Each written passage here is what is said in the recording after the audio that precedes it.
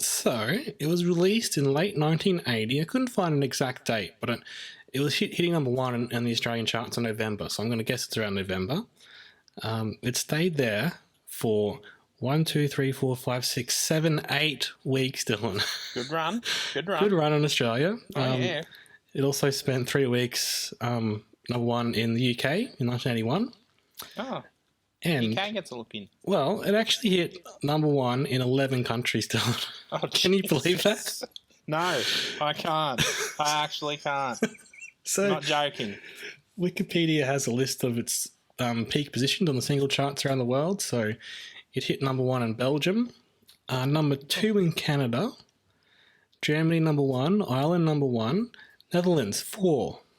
I only got to 4 in the Netherlands.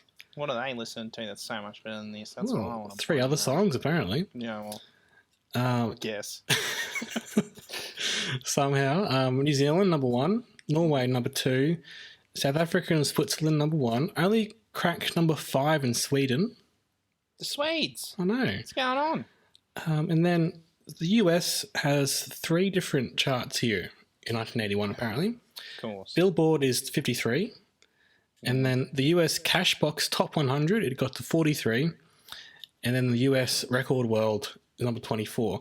And I was a bit confused about these because I normally have a Billboard number 1. Don't know about you.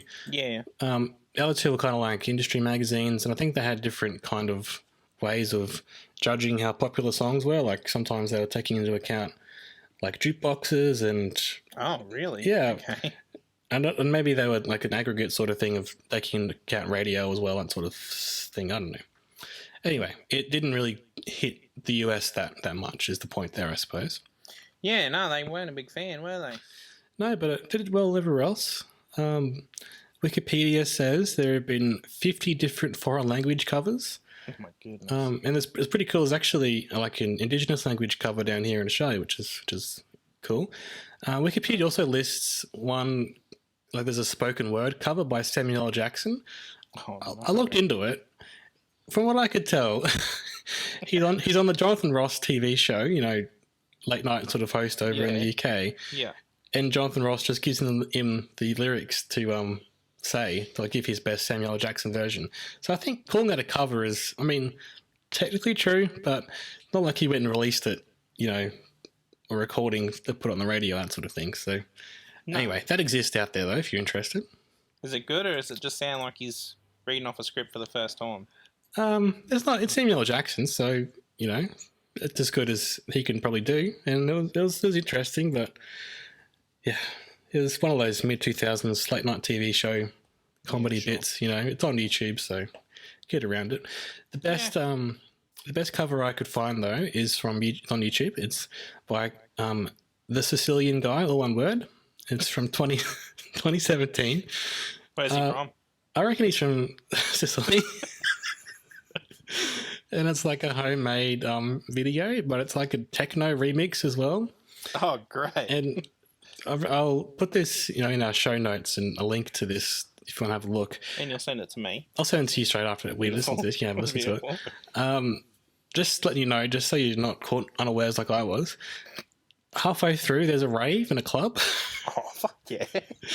Which to me kind of looks like it might just be like stock footage. Oh, no. But Sicilian guy. the rest of it seems to be stuff he's filmed around town. You know, I'm assuming somewhere in Sicily where he's got local people, like a hairdresser, some guys playing cards, and people sort of doing the song. Also, some like sexy Italian dancers who have shirts made up with some of the lyrics, and they're like wearing sort of denim cut off shorts, and then they're dancing. It gets weird, all right? That sounds like madness. Well, YouTube commenter Bristol Dragon, he summed it up best with the top comment. He said, right, that's enough internet for me today. Oh, got him. Got him good.